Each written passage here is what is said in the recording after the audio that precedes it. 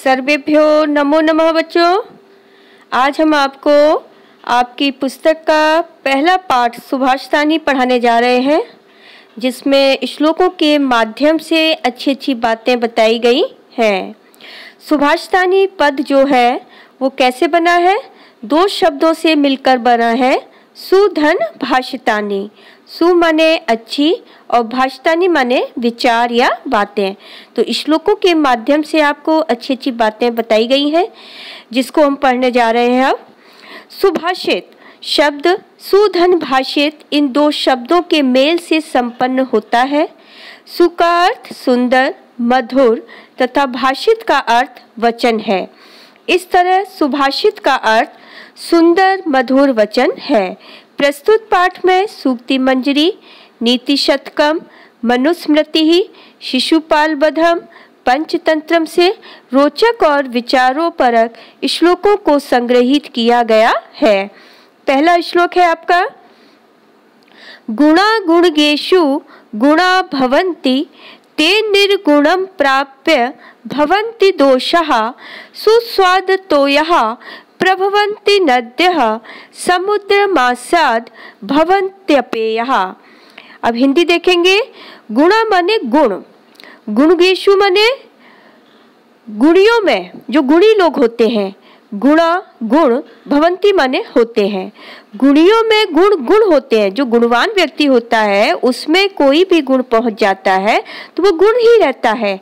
ते निर्गुणम प्राप्य भवन्ति दोषा, और वही गुण जब निर्गुणी जो दोषों से युक्त है उसके पास पहुंच जाते हैं, प्राप्य माने पहुंचकर या पहुंच जाते हैं, भवन्ति दोषा, तो वो गुण क्या बन जाते हैं? दोष बन जाते हैं। सुस्वाद तोयः प्रभवन्ति नद्यः समुद्रमासाद् भवन्ति अपेयः। सुस्वाद तोयः, जो स्वादिष्ट बहुत ही मीठा जल होता है। किसका?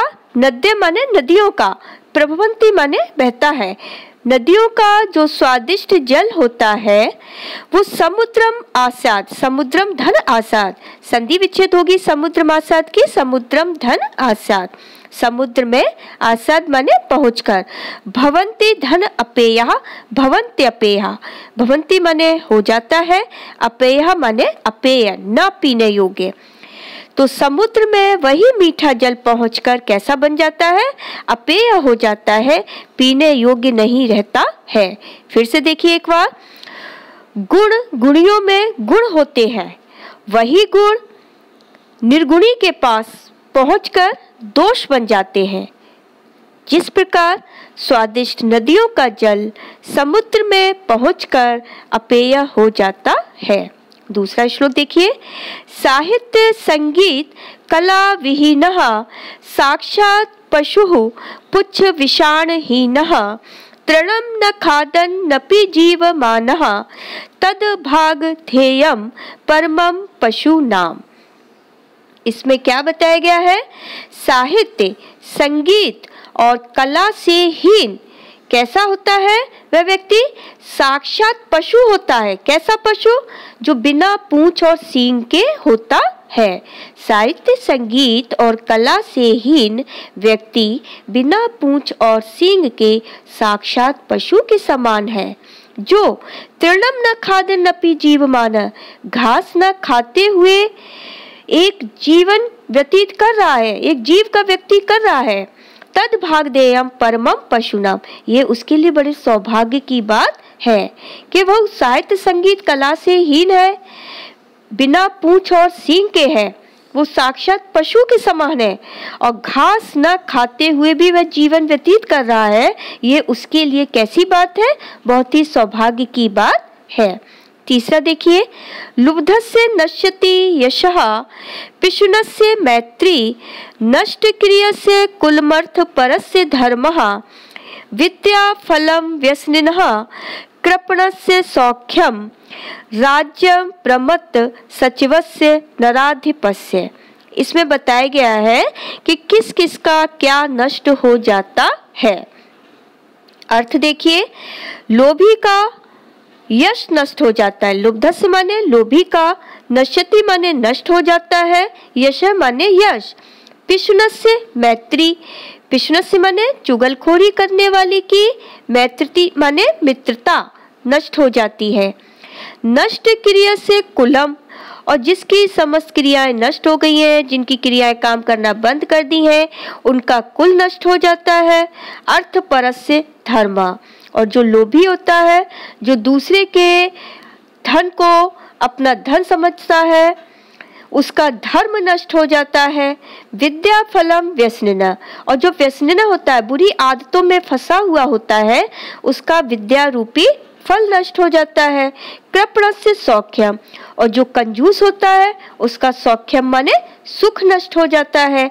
राज्यम प्रमत्त सचिवस्य नराधिपस्य, और जिसका प्रमत्त मंत्री होता है, वो उसका राज्य नष्ट हो जाता है। लोभी का यश नष्ट हो जाता है। चुगलखोरी करने वाले की मित्रता नष्ट हो जाती है। नष्ट क्रिया से कुलम, और जो अकर्मण्य है, उसका कुल नष्ट हो जाता है। और जो अर्थ पर से दूसरे के धन को अपना समझता है, उसका धर्म नष्ट हो जाता है। और जो बुराइयों में फंसा है, बुरी लत वाला है, उसका विद्या रूपी फल नष्ट हो जाता है। कंजूस का सुख नष्ट हो जाता है। और जिसका मंत्री प्रमत्त है, मस्त रहने वाला है, उसका राज्य नष्ट हो जाता है। इसी तरीके से आप चौथा श्लोक देखिए। पीत्वा रसम तु कटुकम मधुरम समानम माधुर्यमेव जनयेत मधुमक्षिकासौ, जनयेत धन मधुमक्षिका धन आसौ। आ और आ मिलकर क्या बन गया? आ। हर्ष मिलकर दीर्घ। संतस तथैव समसज्जन दुर्जना नाम श्रुत्वा वचः मधुर सूक्त रसम सृजन्ति। पीत्वा माने पी करके, रसम माने रस को, तू माने तू क्या है आपका यहाँ अव्यय है। कटकम माने कड़वे, मधुरम माने मीठे, समानम माने समान। जो मधुमक्खी होती है, वो कड़वे और मीठे दोनों रस का स्वादन करती है, दोनों को समान रूप से पीती है। माधुर्यमेव जनयेत, फिर भी वो मक्खी क्या उत्पन्न करती है? मधुरता देती है, अर्थात शहद उत्पन्न करती है।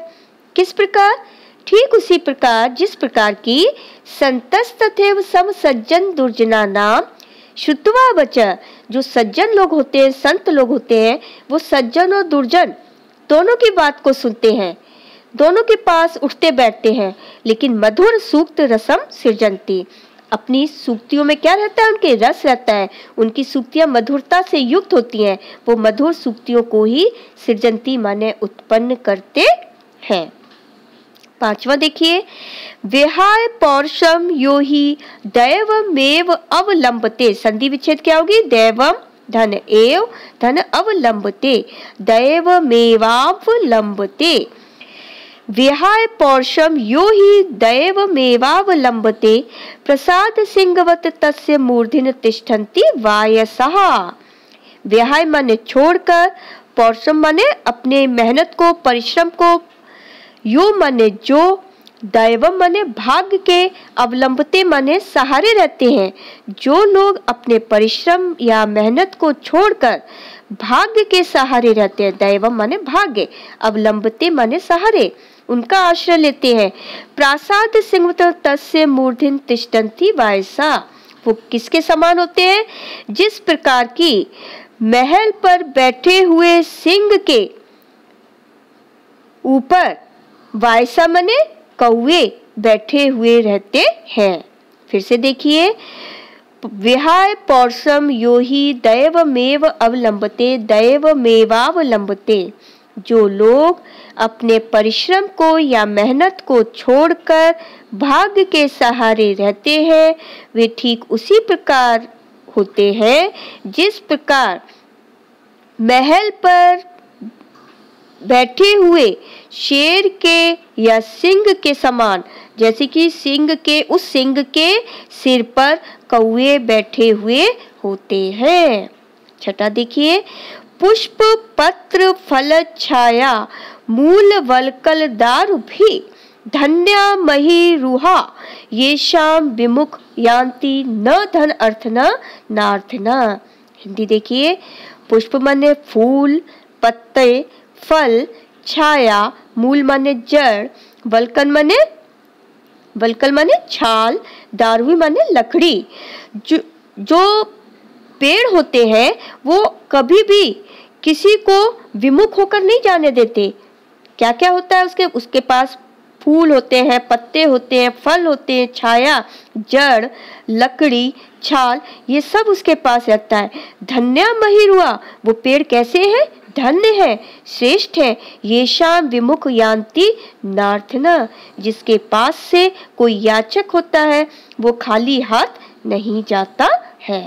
तो इसलिए पेड़ों को क्या कहा गया है? पेड़ों को श्रेष्ठ माना गया है कि पेड़ के पास इतना सब कुछ है कि कोई भी याचक उसके पास से खाली हाथ नहीं जाता है। 7वां देखिए, चिंतनीया ही विपदाम आदावेव प्रतिक्रियाः न कूप खननम युक्तम प्रदीप्ते वहिना ग्रहे। इसमें क्या बताया गया है कि चिंतनम ही विपदाम आदावेव प्रतिक्रिया, कि विपत्ति के, विपदाम माने विपत्ति के, आदाव माने आने से, एव माने ही, आदाव धन एव, आने से ही पहले प्रतिक्रिया चिंतनिया, प्रतिक्रिया माने आपको प्रतिक्रिया कर लेनी, चिंतनिया माने कर लेनी चाहिए, प्रतिक्रिया पर विचार कर लेना चाहिए। कोई विपत्ति पहले आए उससे पहले ही आने वाली जो आपकी विपदा है उस पर विचार कर ले, उस पर सोच ले। न कूप खननम युक्ते प्रदीप्ते वहिना ग्रहे, अगर घर में आग लग जाए तो कुआं खोदना युक्तम माने ठीक नहीं है।